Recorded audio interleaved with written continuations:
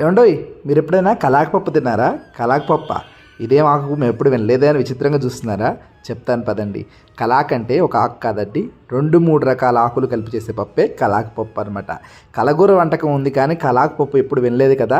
నేనే పెట్టాను ఆ పేరు. ఆ పేరుకు పేటెంట్ హక్కులు కూడా నావే. ఈ పప్పు ఉడికించుకోవడం కోసం ముందుగా వేడి నీళ్ళు పెట్టుకొని నానపెట్టుకున్నటువంటి కందిపప్పు వేసి 70% వరకు ఉడికించుకోవాలి. ఇలా కందిపప్పు బాగా ఉడికిన తర్వాత సన్నగా తరిగిన మెంతి కూర, అలానే పాలకూర, తోటకూర ఇవన్నీ కూడా వేసుకోవాలి. ఇవన్నీ కూడా మా బాల్కనీ తోటలో మా అమ్మగారు పండించారు. ఇవి హార్వెస్ట్ చేసుకునే వీడియో నిన్న పోస్ట్ చేశాను చూడండి. చాలా ఎంతో రుచిగా ఉంటుందండి. ఇంకా మనం పండించుకుంటే అది సూపర్ ఉంటుందన్నమాట. ఇవన్నీ కూడా వేసి కాస్త పసుపు వేసుకొని పచ్చిమిరపకాయ ముక్కలు కూడా వేసాను. ఇవన్నీ కూడా వేసి బాగా కలిపి మెత్తపడినివ్వాలి. ఇవి బాగా మెత్తపడిన తర్వాత చింతపండు, కారం వేసి మరి కాసేపు ఉడికించుకున్న తర్వాత దాంట్లో రుచికి సరిపడా ఉప్పు కూడా వేసుకొని మరి కాసేపు ఉడికించుకొని తాలింపులో జీలకర్ర, ఆవాలు, అలానే శనగపప్పు, మినప్పప్పు, కరివేపాకు, ఎండుమిరపకాయలు, వెల్లుల్లి ఇవన్నీ కూడా వేసుకొని పోపు వేసుకొని చాలా అద్భుతంగా ఉంటుంది. అంతే సంగతులు చిత్తగించవలను.